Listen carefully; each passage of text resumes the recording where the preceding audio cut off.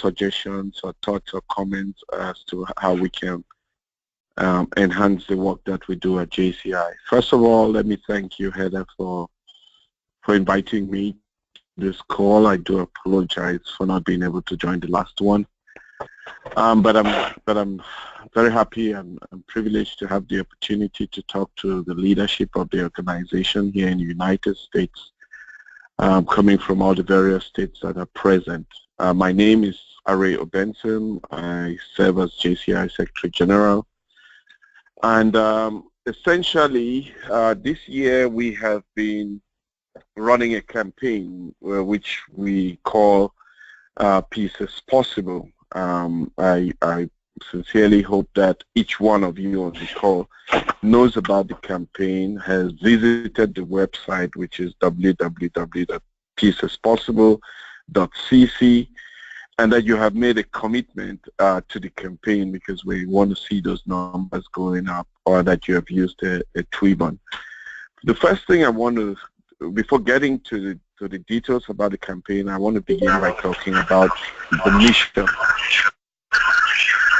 Because one of the things that we have, I think, very successfully tried to do for several years is to really bring back the organization to its roots by trying to redefine the organization based on the very essence of, or the very reasons for which it was created. The organization was created with a simple purpose, that to create opportunities that would empower young people to create positive change.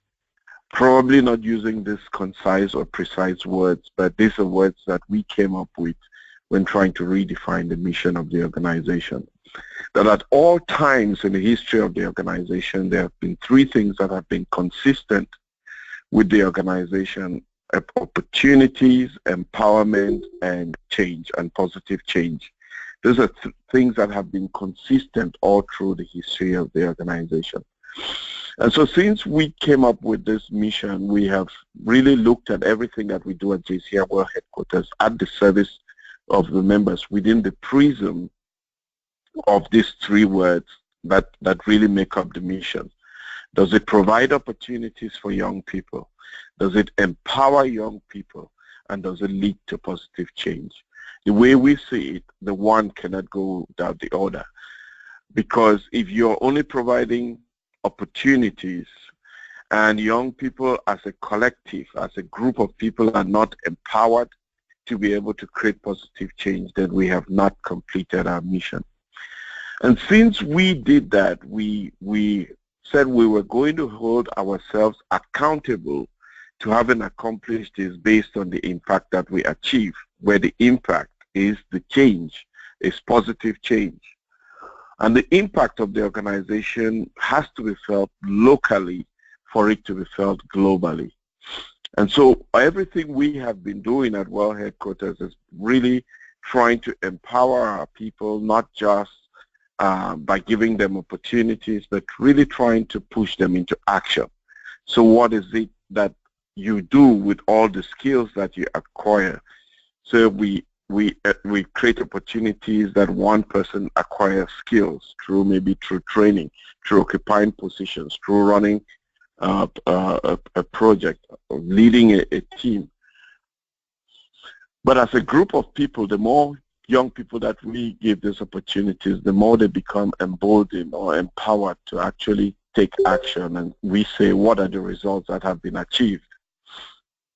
And it's within the context of this that we're challenging ourselves to do something that the world can measure the impact of the organization. And that's why the Peace is Possible campaign is very, very important. It's important because we live at a time where the world is plagued with all of these conflicts. The world is polarized. We have a lot of challenges going on. We've seen the rise of ISIS. We've seen an increase. There's never been a time in the world where there's been such a large pool of unemployed young people, but probably the most educated generation as well that the world has seen, and the most connected.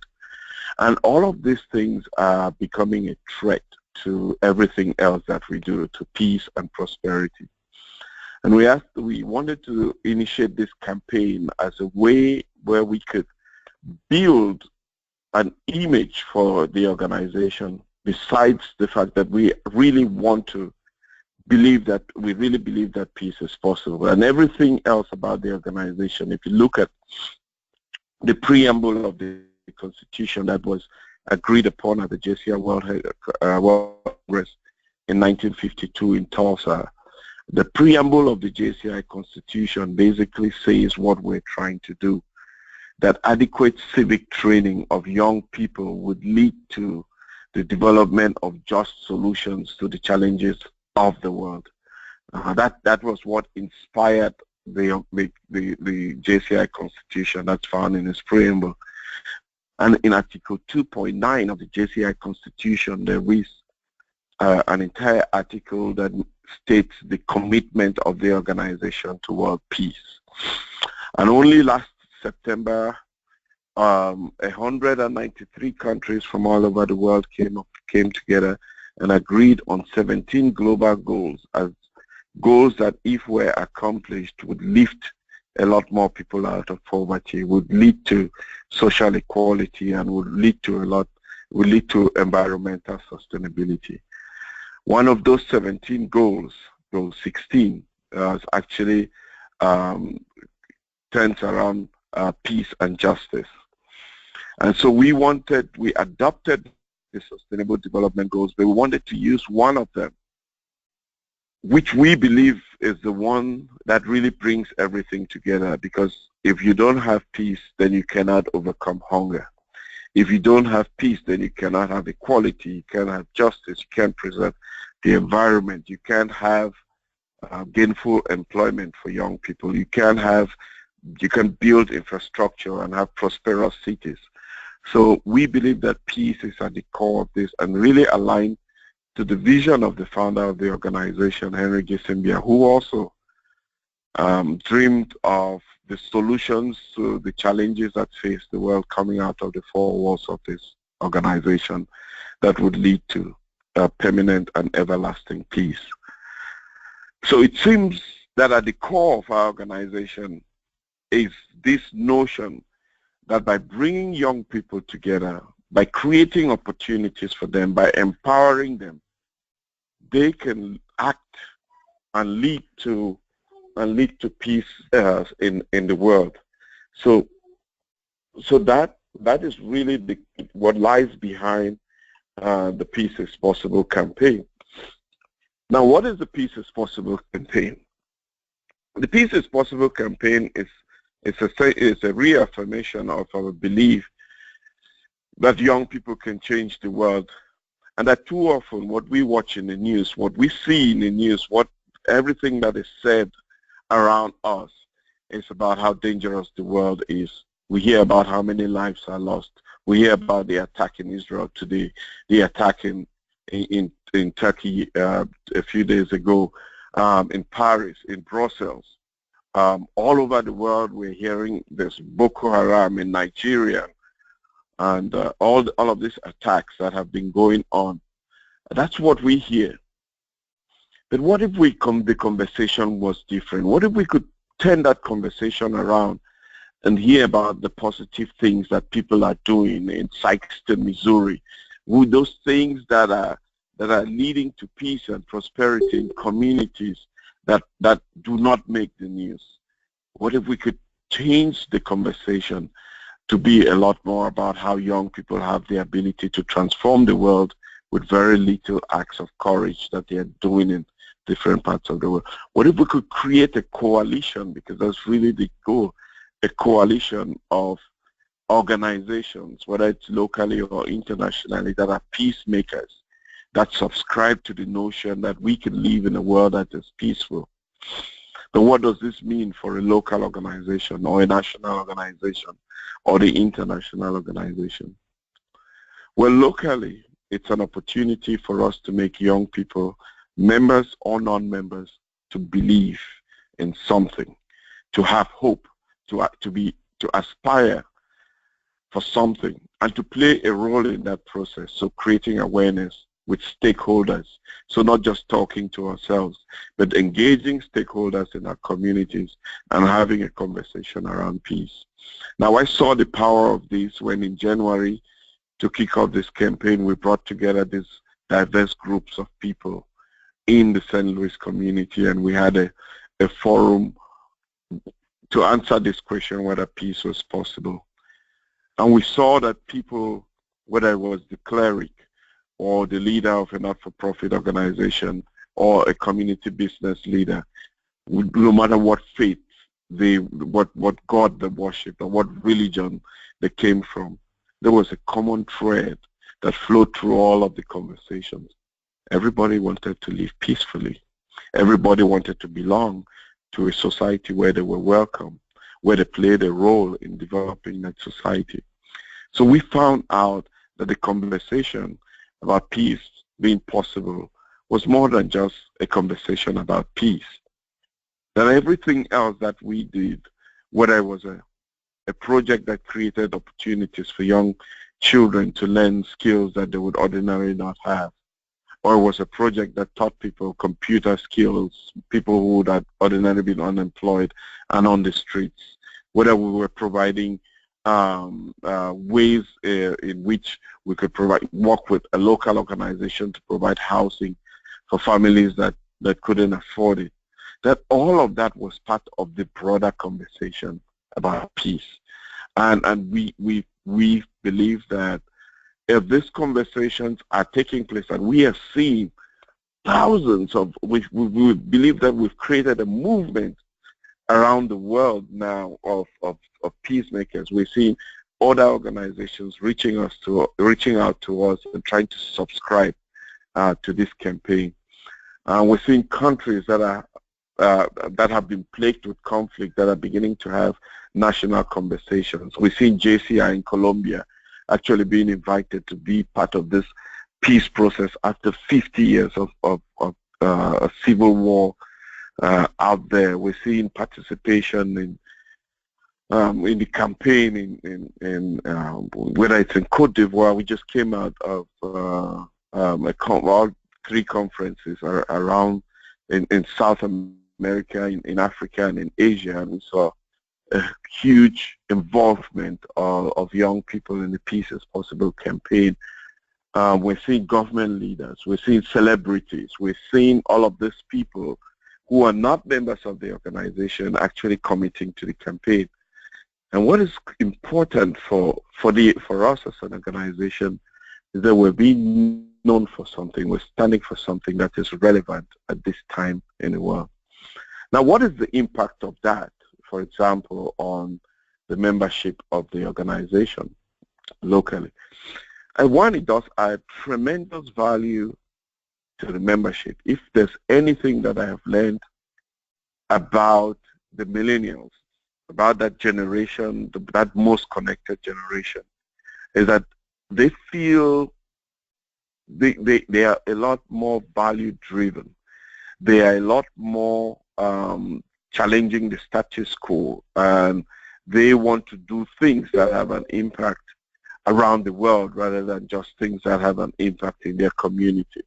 When they are pooled, most of them, 96% of them, support the work of the United Nations. That is that generation that would grow the organization. And maybe by giving them this opportunity to be part of a campaign, by organizing something locally and having a conversation about what this means in a global perspective, by bringing in stakeholders from the community and creating opportunities for young people who are potential members of the organization to be part of the campaign, by going onto a university campus that is typically made up of people who have this broader perspective about the world, and having a conversation about a campaign like this and initiating a campaign on such a campus, by bringing together diverse communities, especially at the time in this country where where there's this polarization of, everybody seems to be building walls around themselves.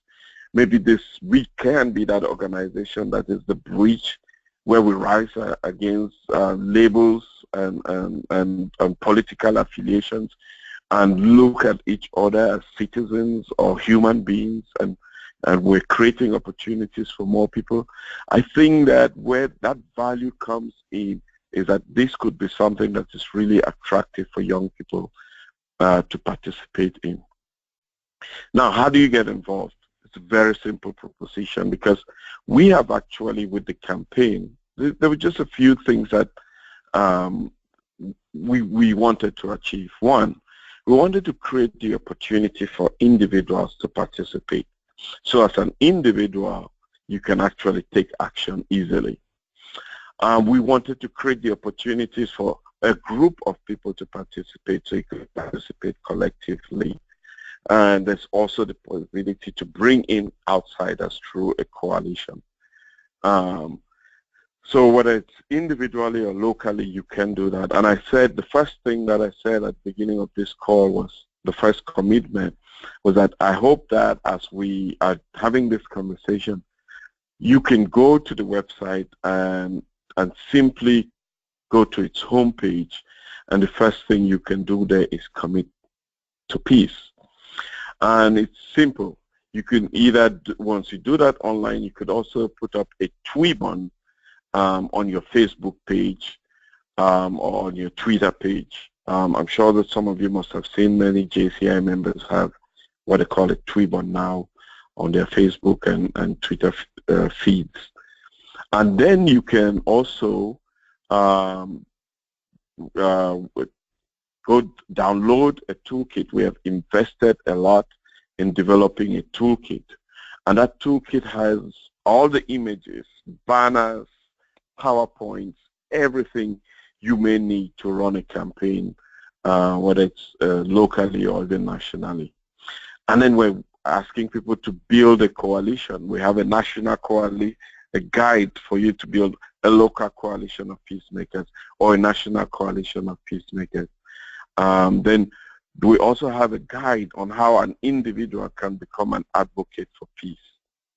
And then all of this, we hope, will culminate in the International Day of Peace, which is September 21st. So we're having all of these projects around the world. We're making it all, creating awareness. But the goal is that we want to do something really big on the 21st of September, which is the International Day of Peace. And there are several activities that could be done. As an individual, you could do something we call Post-it for Peace, where it is just simply individuals printing Post-its of peace messages and sharing that, and we're hoping that that could go viral. Another activity is what we call Act for Peace, where you just perform a random act of kindness and then share what happened on Twitter or on Facebook with a hashtag. And then we're going to have our online conversations going on that day. We also would like you to inspire 10 people in your network to make a commitment to peace. So if we had 10 people on this call, that's 100 people making a commitment to peace. So that number of 1,829 active citizens that have committed to peace will immediately change to 1,900. Then people making peace, where we plan on this day, in fact, you can bring together people in a community and let the people use their bodies to make a powerful statement to foster the conversation of peace. And if you go on the website, you actually see examples of such activities.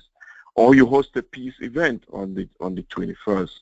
Some people are planning a peace concert in some parts of the world. Some people will be climbing mountains. There's a group that is threatening to climb one of the highest peaks in the world. I wouldn't let the cat out of the bag, but those are all things that are going on, and that's how you can get involved. If we just thought about it for a minute, for every $1 in the United States that is spent on education, close to $2,000 is spent. For every $1 that is spent to prevent war, it's spent to foster peace. It is $2,000 that is spent in defense, which means that we're investing more in weaponry than we're investing in trying to foster peace. We're spending a lot more in defense than we're spending in education.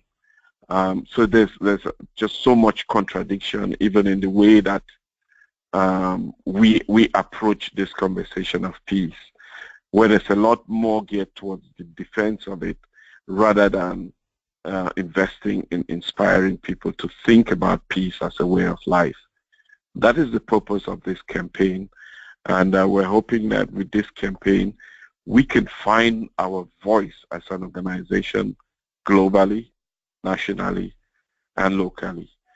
I'm going to stop here, and I think I have about 5 more minutes. If there are questions, I'll be happy to take them as well as comments on the campaign. But once more, I thank you all for being here and listening, and I hope that I was able to add value to your monthly calls.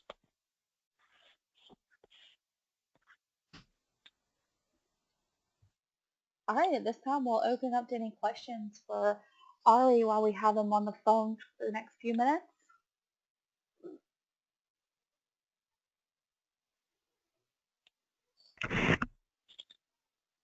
Secretary Ari, this is my name is Will. I'm from Illinois.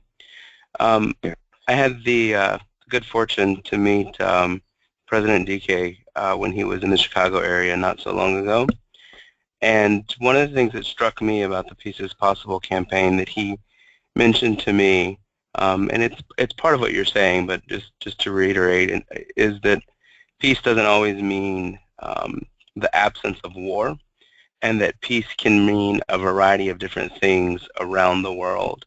And for me, that made the Peace is Possible campaign something that was tangible, because I felt like when I first started learning about the campaign, it wasn't something that could really impact me sort of here in a suburban community in the U.S. But when he started to talk about having, peace in our minds and having the ability to, to even live peacefully in our own environments, it was very different than how I had initially understood the campaign. Absolutely, Will. Thank you for bringing that up. Yes, I know at the beginning of this campaign, the conversation of this campaign, we had this debate, and we really went through a process. And to your point, yes, peace. It is not just the absence of conflict, but the prevalence of justice. Peace is the ability to respect the differences within our diverse community.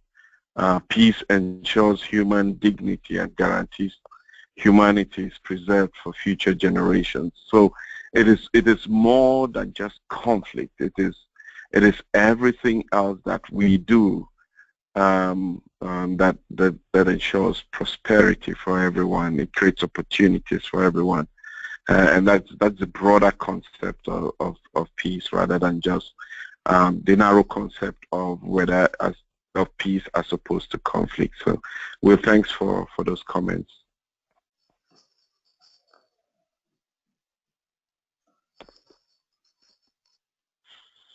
I can see that in the time we're having the conversation, 2 people have made a commitment. So I'm very happy that we've gone from 1,829 to 1,831, and I'm hoping that by the end of the day today, we'll see those numbers change, and that you take this message back to your states and to your local presidents and encourage them to just be part of something, some movement that has the potential of changing the conversation in the world that we live in today. But there is, as leaders of the organization, you have to also look at what's at stake for us. What do we stand for? How can we make a statement? What value do we attach to our brand? And how can this bring more and more young people? How can we inspire young people to be part of a movement? And I think that this is this campaign is knocking on the door. These are the answers that you need. Thank you. Thank you, Ari. I agree 100%, and I hope that all of you learned a little bit more about what the Peace is Possible campaign and how this can really benefit your local chapters and members and potential members about being something bigger than just the local community, not to discard the value of the local community, but something just bigger. Like Ari said, the millennials that we're trying to tap into are looking for big picture. They really genuinely believe they're going to end poverty and hunger and stuff like that. So thank you so much for joining us. If y'all have any questions for Secretary Ari, I'm sure he'd be happy to answer you via email or any other form of communication if you didn't feel comfortable at asking the question tonight. Thank you so much for joining us tonight, Ari. Thank you, and have a good evening and a good meeting. Thank you. Yeah. Bye-bye. Bye. All right. We will move on into the second part of our call, which is everyone's favorite topic, membership. I will go over the numbers real quick. Just in the time that we have been on the call, we have gone from minus 1,966 to minus 1,948. So I believe that some people on the call are multitasking and listening and working some membership, which is fabulous. So we are sitting at minus 1,948 as a nation with 1,435 undecided. Y'all have already awesomely renewed 1,098 members and added 442 new members. And we also still have in the pending category 333 renews and 152 new ads. So if those new ads that are pending get paid, then we have already added, let's see here, 594 new members this quarter, which is great. And then for those of you who also see a number in this pending self-new, don't forget that those could also be new ads for you. We have 51 as a nation. So just take a look through those and reach out to those pending self-new ads and just reach out to them and see if they are, in fact, interested in joining the organization and how they can get involved. Real quick about second quarter closeout, it is coming up in a few short weeks. As a matter of fact, 3 weeks and 1 day, which is June 30th. I will be on an airplane to Japan on that day. So I will have little to no contact due to being in an airplane.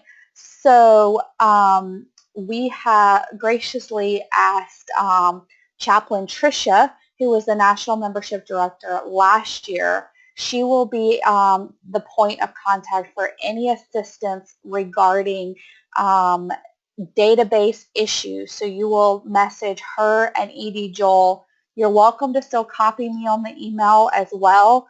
You certainly don't have to. I will be checking email and checking in as soon as I land. I'm just not sure with the timing and the time zone. It will likely already be July 1st when I land in Japan. Also, State President's Coach Noel and Chief of Staff Justin have also offered to help with any kind of reaching out to your local members, any kind of momentum, cheerleading, anything you need as far as help with closeout to make it as smooth as possible. Also reach out to them as well, along with President Lawrence, and then of course your MVP and your state president as well. But those are going to be the national people. Chaplain Tricia, State President's Coach Noel, and Chief of Staff Justin will be the primary points of contact for second quarter closeout. And again, you can still copy me, but it will be hit or miss on whether or not and when I will be able to respond. But anything sent to me, I will confirm with those points of contact that they have responded to you as well. So are there any questions about second quarter closeout, any concerns, issues, things that your exec team that I can take back to them to help you? We are all trying to really work membership and help y'all in any way we can. A couple of the MVPs have said that they've tried to reach out and they know that you're working, but is there anything that we can do to help you specifically close this number gap in a big way?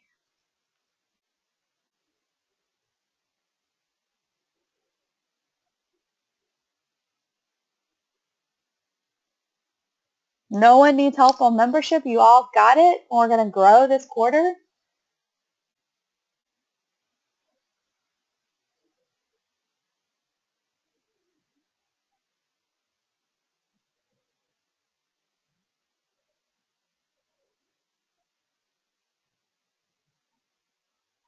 All right, well, closeout is just a short 22 days away, so anything we can do, please reach out to us. We're happy to make phone calls for you. We're happy to send emails to help you with anybody that's not responding. Any way we can help, just please let anyone on the exec team know, your state team, myself. I will be in the country until the 29th is when I fly out, so anything between now and then, please let me know. Upcoming webinars, we've had some great turnout on the webinars. If y'all would please still keep sharing the information about the webinars. They are open to everyone, not just the membership, the assigned membership people for your state or local chapter. They're open for any of our members. And coming up in June is chapter sponsorship, membership, and funding.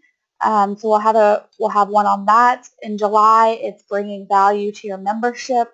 August, we'll talk about collegiate chapters and probably dab into a little bit just of millennials in general.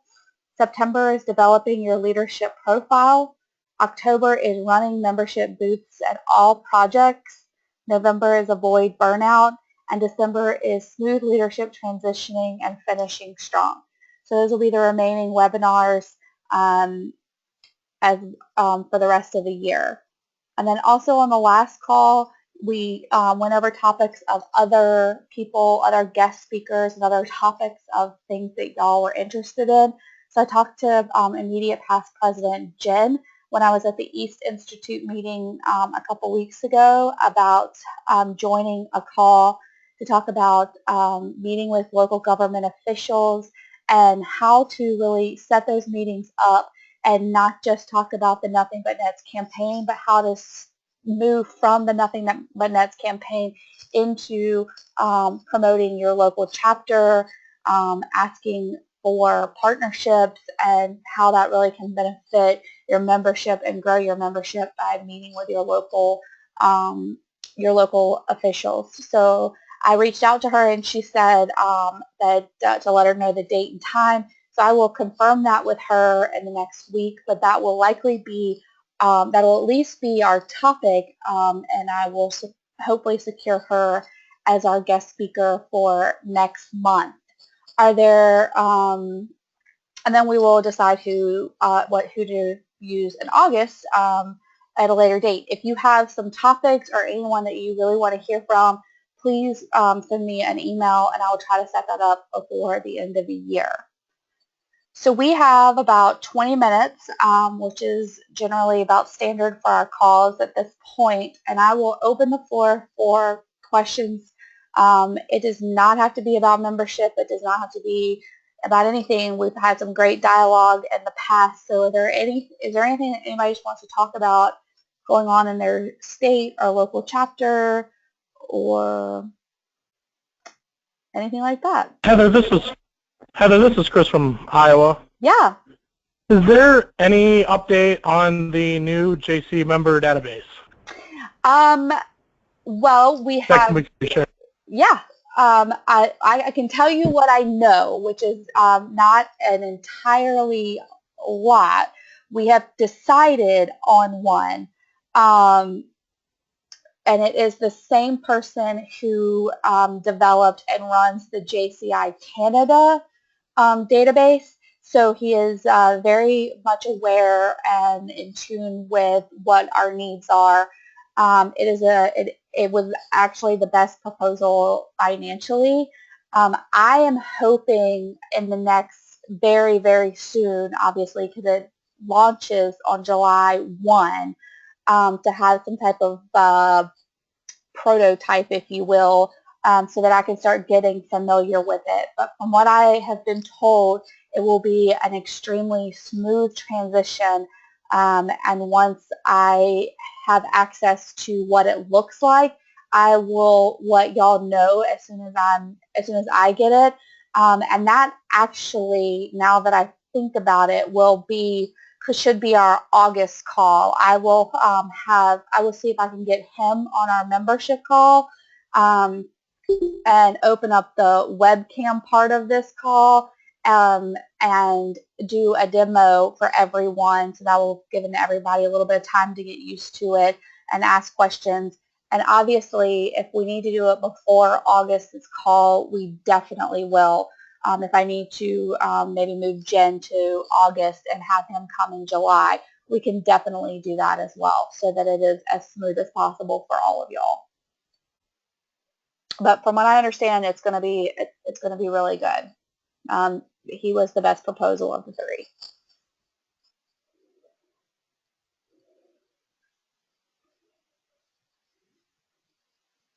Are there any more questions?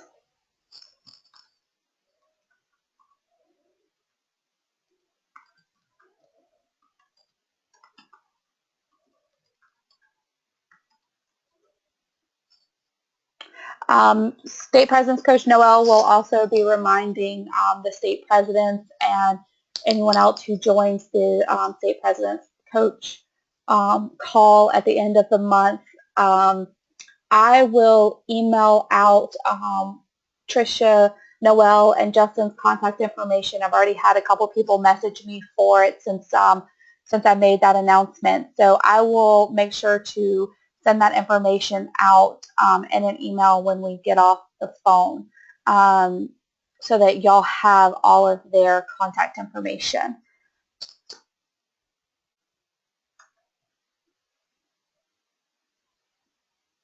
Any more questions about anything else? And Chris, I will double check with Joel as well to make sure that that information, an exact date on when that information is going to be put out there. I'm anticipating it being given to myself and a few others on the exec team in the very, very near future, like within the next week, so that we can get it rolled out to everyone. But I'll confirm a date with him.